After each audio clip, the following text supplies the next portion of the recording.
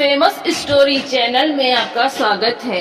आइए आज हम आपको सुनाते हैं मुंशी प्रेमचंद की कहानी सच्चाई का उपहार। तहसीली मदरसा बराव के प्रथम अध्यापक मुंशी भवानी सहाय को बागवानी का कुछ व्यसन था। क्यारियों में भांति भांति के फूल और पत्तियां लगा रखी थीं, दरवाजों पर लताएं चढ़ा दी थीं। इससे मदरसे की शोभा अधिक हो गई थी। वो मिडिल कक्षा के लड़कों से भी अपने बगीचे के सींचने और साफ करने में मदद लिया करते थे। अधिकांश लड़के इस काम को रुचि पूर्वक करते, इससे उनका मनोरंजन होता था। किंतु दर्जे में 4-5 लड़के जमींदारों के थे। उनमें ऐसी दुर्जनता थी कि यह मनोरंजक कार्य भी उन्हें बेकार प्रतीत होता। उन्होंने बाल्यकाल से आलस्य में जीवन व्यस्त किया था।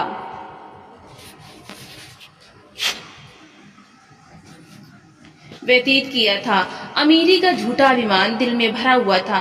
वो हाथ से कोई काम करना निंदा की बात समझते थे। उन्हें इस बगीचे से घृणा थी। जब उनके काम करने की बारी आती तो कोई न कोई बहाना करके उड़ जाते। इतना ही नहीं, दूसरे लड़कों को बहकाते और कहते, वाह पढ़े फारसी बेचे तेल।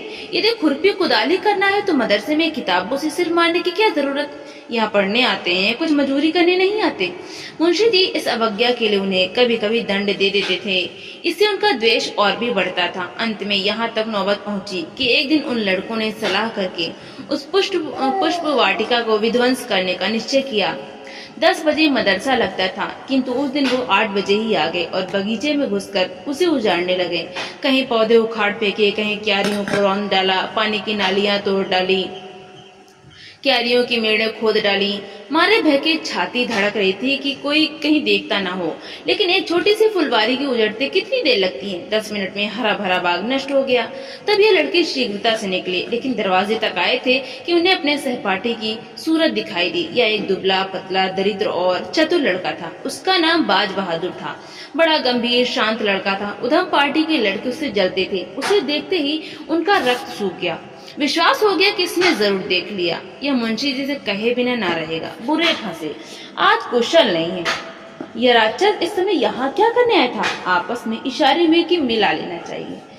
जगत से उनका मुखिया था। आगे बढ़कर बोला, आज इतने सवेरे कैसे आ गए। हमने तो आज तुम लोगों के गले की फांसी छुड़ा दी।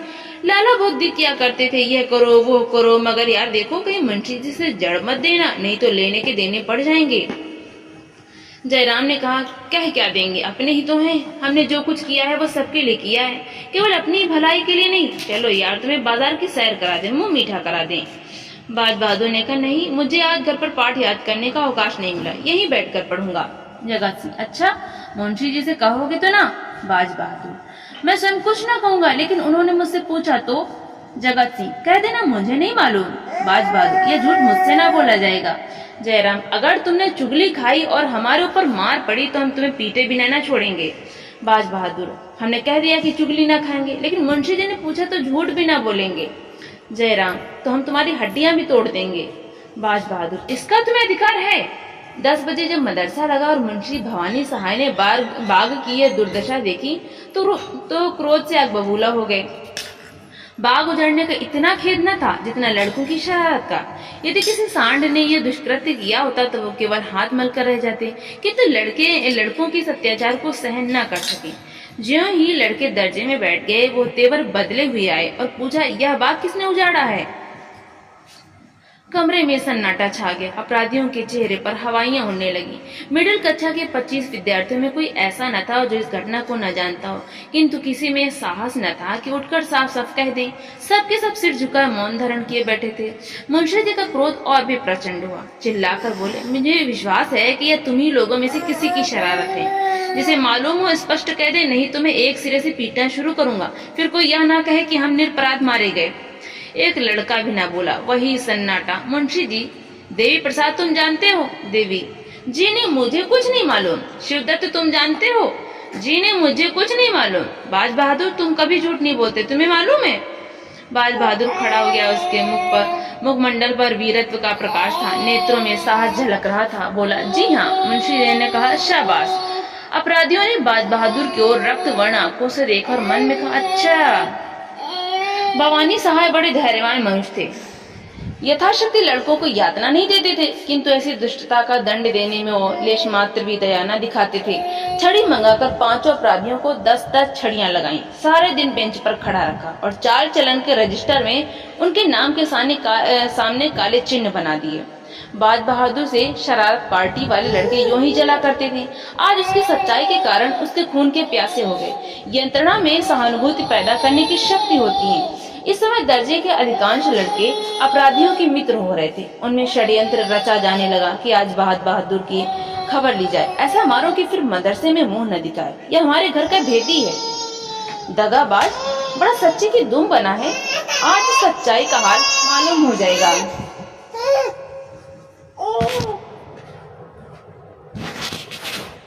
बेचारे बाज बहादुर को इस गुप्त लीला की जरा भी खबर न थी।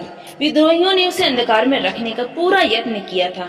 छुट्टी होने के बाद बाज बहादुर घर की तरफ चला। रास्ते में एक अमरूद का बाग था। वहाँ जगत सिंह और जयराम कई लड़कों के साथ खड़े थे। बाज बहादुर चौंका, समझ गया कि यह लोग मुझे छेड़ने पर उतारू हैं, किंतु बचने का कोई उपाय न था। कुछ हिचकता हुआ आगे बढ़ा। जगत सिंह बोला, आओ लाला, बहुत राह दिखाई, आओ सच्चाई का इनाम लेते जाओ। बाज बहादुर, रास्ते से हट जाओ, मुझे जाने दो। जयराम, जरा सच्चाई का मजा तो चखते जाइए। बाज बहादुर, मैंने तुमसे कह दिया कि जब मेरा नाम लेकर पूछेंगे तो मैं कह दूंगा। जयराम, हमने भी तो कह दिया था कि तुम्हें इस काम का इनाम दिए बिना न छोड़ेंगे। यह कहते ही वो बाज बहादुर की तरफ घूंसा तान कर बढ़ा। जगत सिंह ने उसके दोनों हाथ पकड़ने चाहे। जयराम का छोटा भाई शिवराम अमरूद की एक टहनी लेकर झपटा। शेष लड़के चारों तरफ खड़े होकर तमाशा देखने लगे। यह रिजर्व सेना थी जो आवश्यकता पड़ने पर मित्र दल की सहायता के लिए तैयार थी। बाज बहादुर दुर्बल लड़का था। उसकी मरम्मत करने को वो 3 मजबूत लड़के काफी थे। सब लोग यही समझ रहे थे कि क्षण भर में यह तीनों से गिरा लेंगे। बाज बहादुर ने देखा कि शत्रुओं ने शस्त्र प्रहार करना शुरू कर दिया, तो उसने कनखियों से इधर उधर देखा। तब तेजी से झपट कर शिवराम के हाथ से अमरूद की टहनी छीन ली और 2 कदम पीछे हटकर टहनी ताने में बोला, तो मुझे सच्चाई का इनाम या सजा देने वाले कौन होते हो? दोनों ओर से दांव पेंच होने लगे। बाज बहादुर था तो कमजोर, पर अत्यंत चपल और सतर्क था। उस पर सत्य का विश्वास हृदय को और भी बलवान बनाए हुए था। सत्य चाहे सिर कटा दे, लेकिन कदम पीछे नहीं हटता। कई मिनट तक बाज बहादुर उछल उछल कर वार करता और हटाता रहा, लेकिन अमरूद की टहनी कहाँ तक थाम सकती। जरा देर में उसकी धज्जियां उड़ गईं। जब तक उसके हाथ में वो हरी तलवार रही, उसके निकट आने की हिम्मत न करता था। निहत्था होने पर भी वो ठोकरों और घूंसों से जवाब देता रहा, मगर अंत में अधिक संख्या ने विजय पाई। बाज बहादुर की पसली में जयराम का एक घूंसा ऐसा पड़ा कि वो बेदम होकर गिर पड़ा।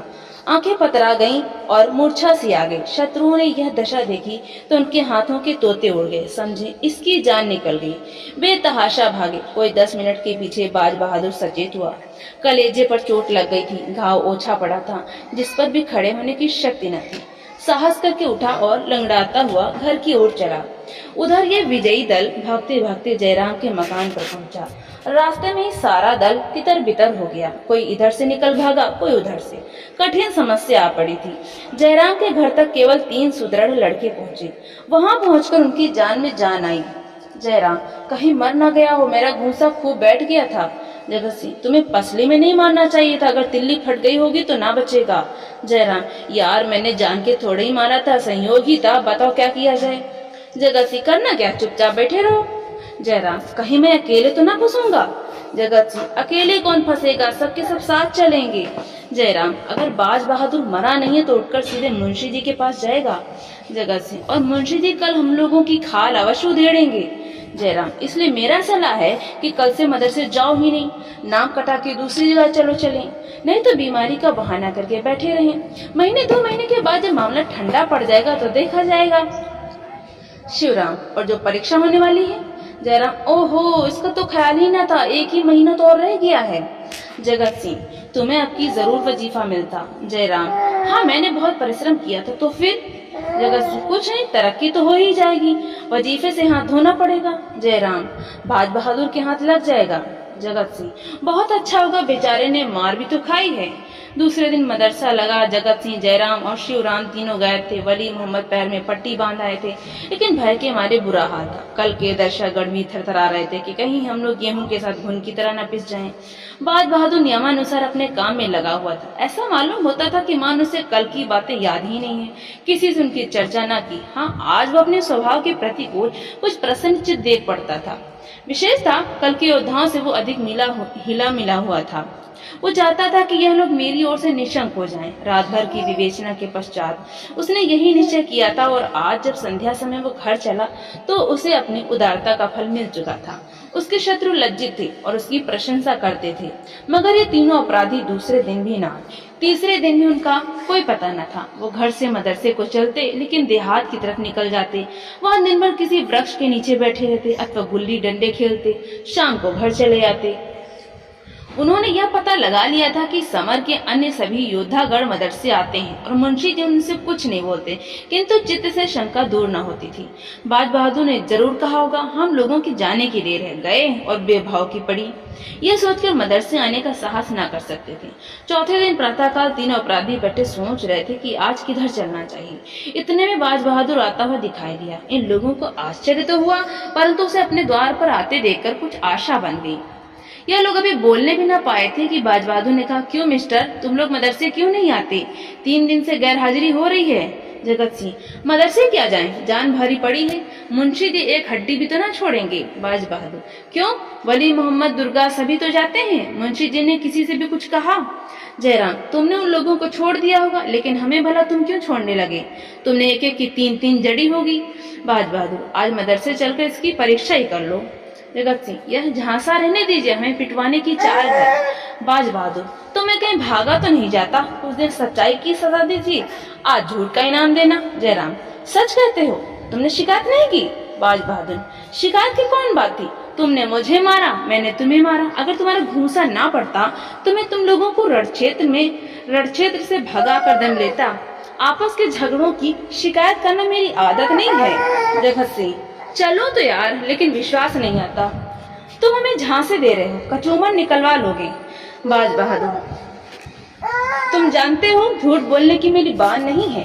यह शब्द बाज बहादुर ने ऐसी विश्वास उत्पादक रीति से कहे कि उन लोगों का भ्रम दूर हो गया। बाज बहादुर के चले जाने के पश्चात तीनों देर तक उसकी बातों की विवेचना करते रहे। अंत में यही निश्चय हुआ कि आज चलना चाहिए। ठीक 10 बजे तीनों मित्र मदरसे पहुंच गए, किंतु चित्त में आशंकित थे। चेहरे का रंग उड़ा हुआ था। मुंशी जी कमरे में आए। लड़कों ने खड़े होकर उनका स्वागत किया। उन्होंने तीनों की ओर तीव्र दृष्टि से देखकर केवल इतना कहा, तुम लोग 3 दिन से गैर हाजिर हो। देखो, दर्जे में जो इम्तिहानी सवाल हुए हैं उन्हें नकल कर लो। फिर पढ़ाने में मग्न हो गए। जब पानी पीने के लिए लड़कों को आध घंटे का अवकाश मिला तो तीनों मित्र और उनके सहयोगी जमा होकर बातें करने लगे। जयराम, हम तो जान पर खेलकर मदरसे से आए थे, मगर बाज बहादुर है बात का धनी। वली मोहम्मद, मुझे तो ऐसा मालूम होता है वो आदमी ही देवता है। ये आंखों देखी बात न होती तो मुझे कभी इस पर विश्वास न आता। जगत सिंह, भलमनसी इसी को कहते हैं। हमसे बड़ी भूल हुई कि उसके साथ ऐसा अन्याय किया। दुर्गा, चलो उससे क्षमा मांगे। जयराम, हाँ, तुम्हें खूब सूझी। आज ही जब मदरसा बंद हुआ तो दर्जे के सब लड़के मिलकर बाज बहादुर के पास गए। जगत सिंह उनका नेता बनकर बोला, भाई साहब, हम सबके सब तुम्हारे अपराधी हैं। तुम्हारे साथ हम लोगों ने जो अत्याचार किया है उस पर हम हृदय से लज्जित हैं। हमारा अपराध क्षमा करो। तुम सज्जनता की मूर्ति हो, हम लोग उजट, गंवार और मूर्ख हैं। हमें अब क्षमा प्रदान करो। बाज बहादुर की आंखों में आंसू आए। बोला, मैं पहले भी तुम लोगों को अपना भाई समझता था और अब भी वही समझता हूँ। भाइयों के झगड़े में क्षमा कैसी? सबके सब उससे गले मिले। इसकी चर्चा सारे मदरसे में फैल गई। सारा मदरसा बाज बहादुर की पूजा करने लगा। वो अपने मदरसे का मुखिया, नेता और सिरमौर बन गया। पहले उसे सच्चाई का दंड मिला, अब की सच्चाई का उपहार मिला। तो दोस्तों, आपको ये कहानी कैसी लगी? लाइक करें, शेयर करें और कमेंट करें।